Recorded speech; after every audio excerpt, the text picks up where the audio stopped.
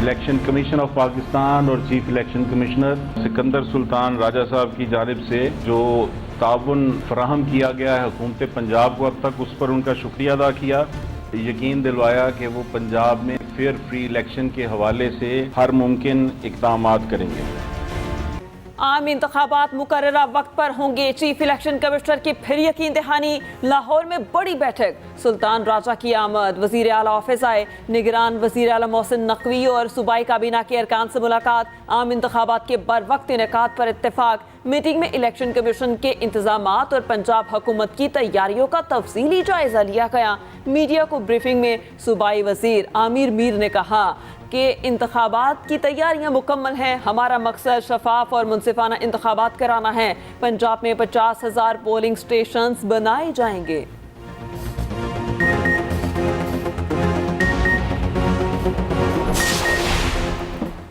पंजाब के आइंदा 4 माह के लिए बजट की मंजूरी। निगरान पंजाब काबीना ने 2076 अरब रुपए के बजट की मंजूरी दी।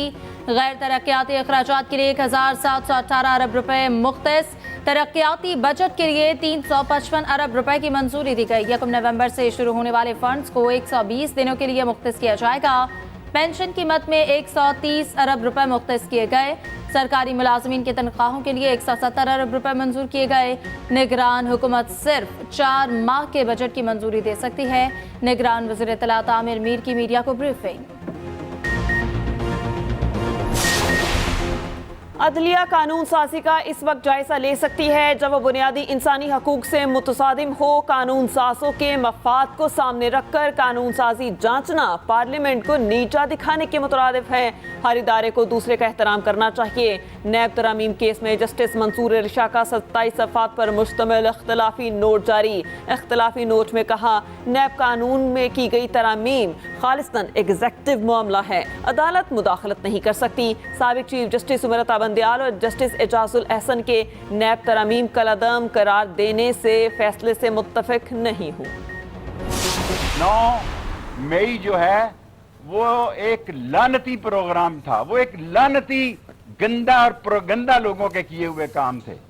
पाक फौज हमारी फौज है, अजीम फौज है, और हमारे अजीम सिपह सलार ने इस मुल्क की इकॉनमी के लिए, आसम मनीर साहब हमारे शहरदार हैं और नदीम अंजम साहब ने बहुत खिदमात की हैं।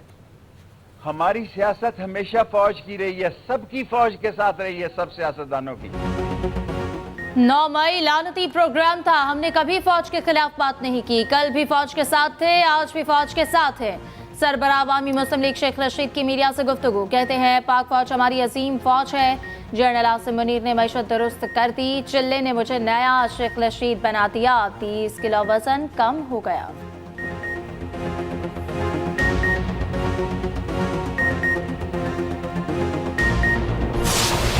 इसराइल फ़लस्तीनियों की नस्ल कुशी में मसरूफ। गजा में सेहूनी अफवाज की मुसलसल बमबारी, बर्री, बहरी और फ़ज़ाई हमलों में मज़ीद सैकड़ों इमारतें तबाह। अस्पताल और स्कूल भी दहशत गर्द फौज के निशाने पर। 2000 तलबा और 70 असातिज़ा शहीद हो चुके। शोहदा की तादाद 8000 से तजावुज़ कर गई। शोहदा में 4000 मासूम बच्चे शामिल। 20,000 जख्मी मुख्तलिफ अस्पतालों में ज़ेर इलाज।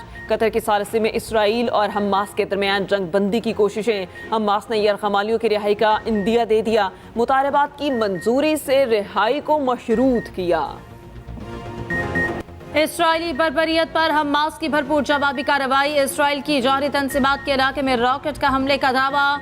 देमूना में रॉकेट फायर किए गए। अल कसाम ब्रिगेड ने इसराइली फौजी गाड़ी पर हमले की फुटेज जारी कर दी। जमीनी कार्रवाई में शरीक एक फौजी ट्रक भी तबाह कर दिया।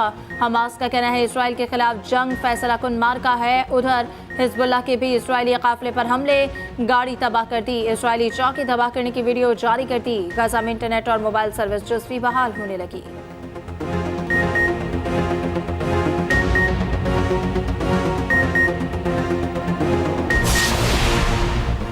इसराइल फ़लस्तीनियों के खून का प्यासा। आलमी ताकतें खामोश तमाशाई जंग रुकाने में मुकम्मल नाकाम। अक़वाम मुत्तहिदा की सलामती कौंसिल का तीसरा इजलास आज होगा।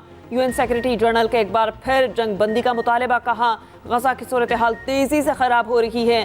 फलस्तीनी सदर ने अरब सरबराही में हंगामी इजलास बुलाने की अपील की। उधर गजा में फलस्तीनी खौफनाक बमबारी के साथ साथ भूख और प्यास से बेहाल। गुज़श्ता 24 घंटों के दौरान सिर्फ 37 इमदादी ट्रक गजा में दाखिल हो सके। इमदादी मराकज़ में अफरा तफरी।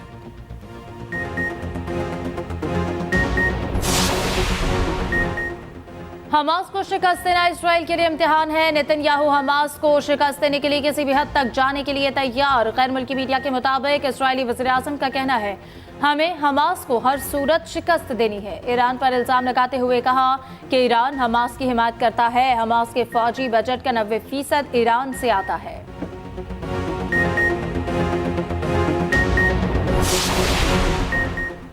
दुनिया भर में इसराइली जारहियत के खिलाफ एहतजाजी मुजाहिरों का सिलसिला जारी। मशरिक से मगरिब तक के अवाम की हमदर्दियाँ फ़लस्तीन के साथ। बरतानिया, अमरीका, फ्रांस में शहरियों का अपने हुक्मरानों पर जंगबंदी के लिए इसराइल पर दबाव डालने का मुतालबा। दासख्स्तान में हज़ारों अफराद का इसराइली मज़ालिम के खिलाफ एहतजाज। मुजाहिरीन सिक्योरिटी रुकावटें तोड़ते हुए दारुल हुकूमत के एयरपोर्ट में दाखिल हुए। मुजाहिरीन ने फ़लस्तीनी परचम लहराए और इसराइल के खिलाफ खूब नारेबाजी की।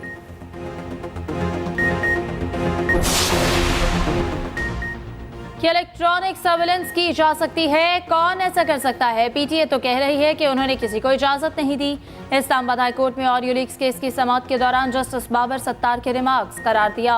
सुप्रीम कोर्ट के साबिक चीफ जस्टिस की फैमिली की ऑडियो लीक हुई। वज़ीर-ए-आज़म ऑफिस और सुप्रीम कोर्ट के जज की ऑडियोज लीक हुई है। रियासत पाकिस्तान को एतमाद में लिए बगैर ऐसा करना खौफनाक फैसला है। मियां रज़ा रब्बानी ने तहरीरी दलाइल अदालत में जमा करा दिए। अदालत ने वफाक को जवाब जमा कराने के लिए 1 माह की मोहलत दे दी।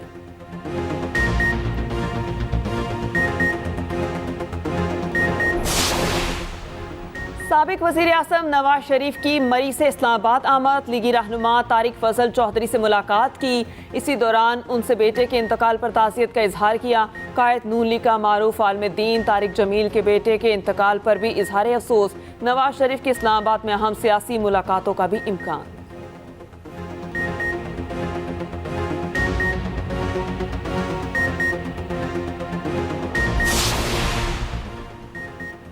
लाहौर हाईकोर्ट रावलपिंडी बेंच का लाल हवेली डीसील करने का हुक्म। अदालती अहकामात के बाद लाल हवेली को डीसील कर दिया गया। शेख रशीद ने हवेली के अंदरूनी हिस्से का जायजा लिया। शेख रशीद का कहना है कि लाल हवेली जाती मिल्कियत है। मेरे वालिदैन भाइयों के जनाजे यहां से उठे।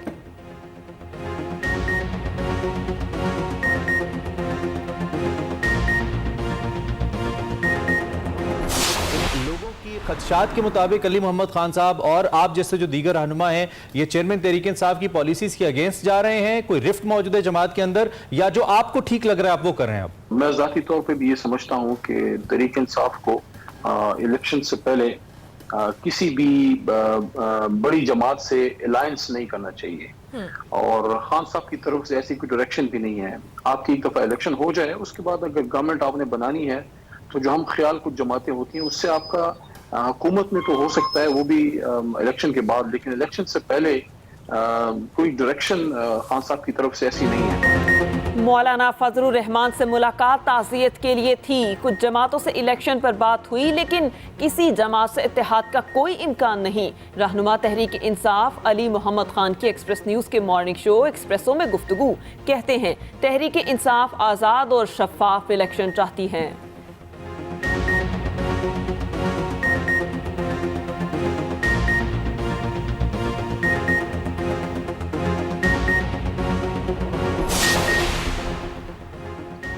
गैर कानूनी तौर पर मुकीम तमाम गैर मुल्कियों को पाकिस्तान छोड़ने में सिर्फ आखिरी एक दिन बाकी। डेडलाइन में तौसी नहीं होगी। हुकूमत पाकिस्तान का 2 टोक ऐलान। पंजाब में गैर कानूनी मुकीम गैर मुल्कियों की वापसी के लिए तैयारियां। फैसला कुन मराहिल में दाखिल। 1 नवंबर से गैर कानूनी गैर मुल्कियों की मनकूला और गैर मनकूला जायदादों को जब्त कर लिया जाएगा। मुल्क में बड़े पैमाने पर मैपिंग जियो फेंसिंग के जरिए मशकूक अफराद की निशानदेही कर ली गई। पहले मरहले में उन अफराद के खिलाफ कार्रवाई होगी जिनके पास कोई दस्तावेज नहीं। दूसरी जानिब अफगान शहरियों का वतन वापसी का सिलसिला जारी। अब तक कुल 92,928 अफगान पनाहगज़ीन वतन वापस लौट चुके।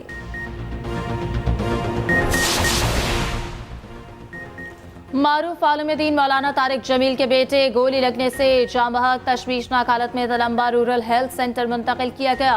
अस्पताल में दम तोड़ गए। आरपीओ मुल्तान का कहना है कि आसिम जमील तवील अरसे से नफ्सियाती मसाइल का शिकार थे। डीएसपी मियां चन्नू के मुताबिक आसिम जमील को सीने पर गोली लगी।